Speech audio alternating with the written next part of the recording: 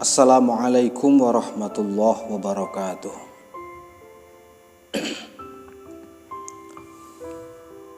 Alhamdulillah, para sahabatku sekalian, mari kita sama-sama mengkaji sejarah dari kitab Al-Kamil Fit Tarikh. Kisah ini masih tetap dalam judul sejarah Nabi Adam dan keturunannya. Semoga yang menyaksikan kisah ini mendapatkan ibrah, manfaat dan barakah, dilapangkan rizkinya oleh Allah Subhanahu wa ta'ala. Mari kita saksikan bersama-sama.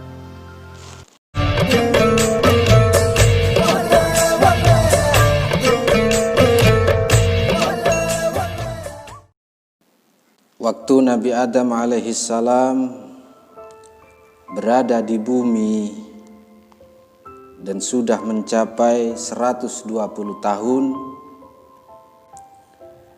dan setelah 5 tahun kejadian terbunuhnya Habil oleh Qabil, lahirlah seorang putra Nabi Adam alaihissalam yang bernama Syis. Syis adalah putra penerima wasiat Nabi Adam, putra yang menjadi penerus dakwah kenabian Nabi Adam dan saat menjelang wafatnya Adam alaihissalam. Syis alaihissalam mendapatkan amanat dari Adam alaihissalam untuk melanjutkan misi kenabian atau memimpin para anak cucu Adam. Sewaktu Nabi Adam alaihissalam meninggal dunia, Nabi Adam alaihissalam mengajarkan Syis ilmu, cara mengetahui waktu malam dan waktu siang, juga beribadah dengan berkhalwat di waktu-waktu yang berbeda-beda.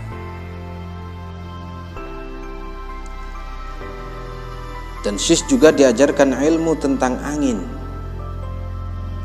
Maka Syis menjadi pemimpin manusia setelah Nabi Adam alaihissalam wafat. Allah Subhanahu wa ta'ala menurunkan 50 sahifah atau lembaran kepada Syis, dan kepada Syislah nasib para anak cucu Adam alaihissalam. Disebutkan bahwa sungguh Nabi Adam alaihissalam mengalami sakit selama 11 hari. Dan berwasiat kepada putranya Syis untuk merahasiakan ilmunya dari Qabil beserta keturunannya. Karena apa? Karena Qabil telah membunuh saudaranya sendiri sebab kedengkiannya. Kemudian Syis dan keturunannya merahasiakan ilmu yang diajarkan tersebut, dan Qabil beserta keturunannya tidak mendapatkan ilmu yang manfaat dari Nabi Adam alaihissalam.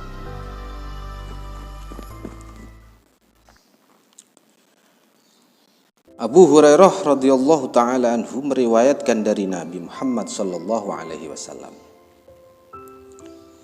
Nabi bersabda, kita flashback ke zaman penciptaan Adam.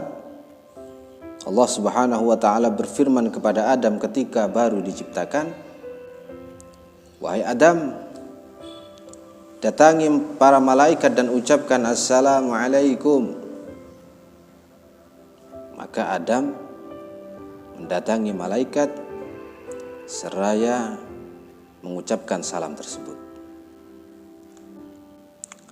Malaikat menjawab, alaikassalam warahmatullah.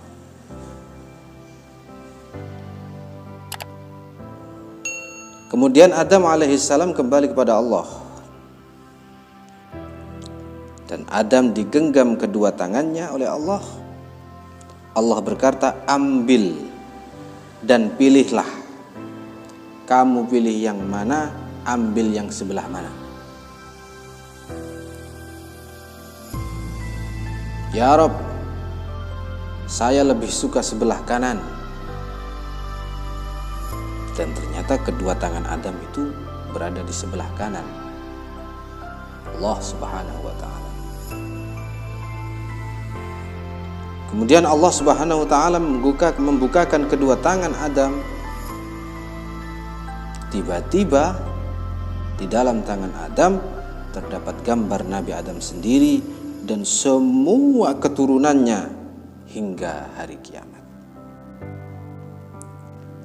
Dan tiap-tiap keturunannya itu juga tertulis ajal kematiannya. Dan Adam melihat sendiri umurnya tertulis selama 1000 tahun.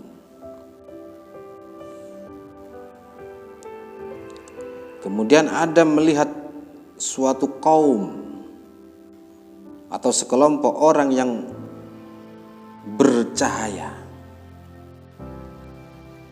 Adam bertanya, wahai Tuhanku, siapakah orang-orang ini yang selalu memancarkan cahaya?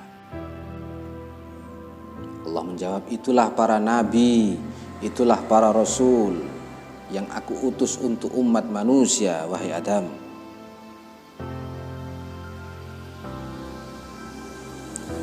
Dan ternyata di antara mereka ada orang yang cahayanya lebih besar dan lebih bersinar dan belum tertulis batas umurnya kecuali hanya 40 tahun.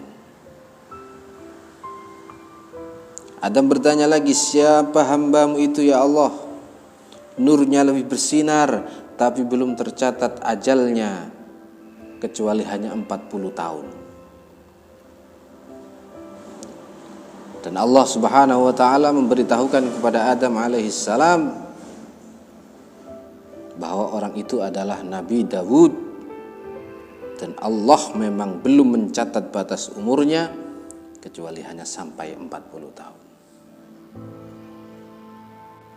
Kemudian Adam alaihissalam berkata, ya Rabb, kurangilah umurku 60 tahun untuk menggenapi umur putraku ini,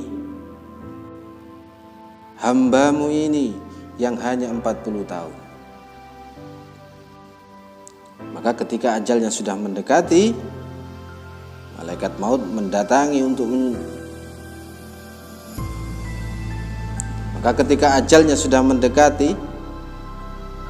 malaikat maut mendatangi Nabi Adam untuk mencabut nyawanya.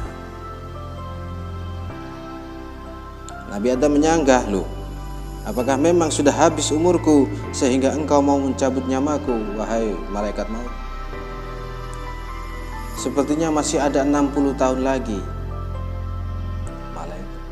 Adam alaihissalam lupa.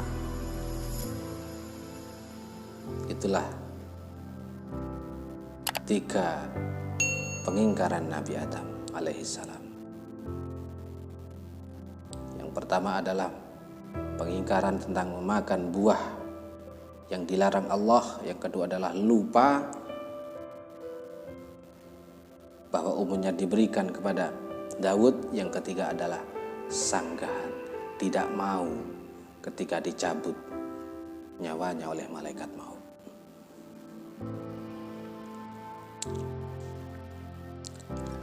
Malaikat maut menjawab, umurmu kan sudah engkau berikan kepada keturunanmu Daud. Masa kamu lupa wahai Adam? Nabi Adam menjawab, sepertinya saya tak pernah lupa dan saya tidak memberikan umur saya kepada siapapun. Nah, dari perdebatan itulah Allah kemudian mendatangkan saksi dari para malaikat, menurunkan catatan perjanjiannya supaya menjadi bukti kuat bahwa Nabi Adam alaihissalam telah memberikan umurnya kepada Daud. Maka genap sudah umur Adam alaihissalam 1000 tahun yang 60 tahun diberikan kepada Daud alaihissalam. Jadi umur Nabi Adam 1000 tahun, umur Nabi Daud 100 tahun. Lanjut cerita, ketika menjelang wafatnya Adam, Allah Subhanahu wa ta'ala mengirimkan kain kafan dan minyak wangi dari surga. Dan saat Hawa melihat malaikat, maka cepat ia masuk ke dalam kamar. Maka cepat ia masuk ke kamar Nabi Adam alaihissalam supaya tidak kedahuluan malaikat. Kata Adam, tinggalkan aku wahai istriku, biarkan aku bersama utusan Tuhanku, karena kejadian atau musibah yang menimpaku ini juga gara-gara dirimu. Aku di bumi juga karena kamu, salah satunya. Kemudian ketika Adam alaihissalam wafat, para malaikatlah yang memandikan dengan air dan daun bidara, mengkafani dengan 3 lapis kain, mengangkat dan menguburnya.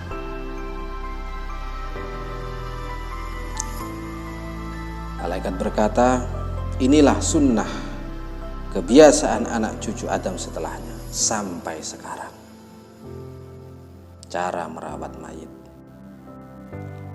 Ibnu Abbas berkata, pada waktu Adam alaihissalam wafat, Nabi Syis berkata kepada Jibril, wahai Jibril, silakan Anda yang memimpin sholat untuk ayahku. Kata Jibril menolak, oh tidak, sebaiknya kamu sendiri yang maju memimpin sholat untuk ayahmu sendiri. Silakan. Syis memimpin sholat dan bertakbir sebanyak 30 kali. Yang 5 untuk sholat dan yang 25 itu tafdil atau mengunggulkan atas jasad Nabi Adam alaihissalam.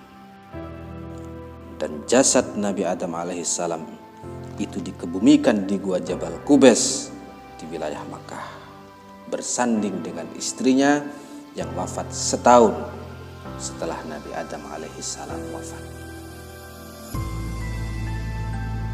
Akan tetapi pada waktu Nabi Nuh turun dari kapalnya setelah musibah banjir besar, Nabi Nuh alaihissalam membongkar jasad Nabi Adam dan istrinya, dimasukkan ke peti, kemudian dibawa ke Baitul Maqdis untuk dimakamkan ke sana. Nah, demikianlah kisah dari perjalanan kehidupan Nabi Adam alaihissalam mulai awal hingga akhir. Dan kisah-kisah ini mungkin akan terus kami lanjutkan. Maka dari itu silakan subscribe atau like bagi teman-teman yang menyukai dari kisah saya. Masih banyak kisah-kisah para nabi, kisah-kisah para ulama, atau kisah-kisah para wali-waliullah nanti akan saya sampaikan, akan saya ceritakan. Ini buat mengantar atau mengisi khazanah keilmuan, buat menjadikan ibrah, buat menjadi hikmah bagi kita semua. Semoga Anda yang menyaksikan diberikan kelancaran oleh Allah, rezekinya dilimpahkan oleh Allah, rezekinya diperbanyak, dilimpahkan rezeki yang banyak oleh Allah, diberikan putra-putri saleh, salihah, keluarganya harmonis, rumah tangganya aman, tentram, sakinah, mawaddah, warahmah. Amin ya rabbal alamin. Dan semoga kita juga tidak dijauhkan dari penyakit-penyakit yang berbahaya. Wallahu a'lam bishawab. Wassalamualaikum warahmatullahi wabarakatuh.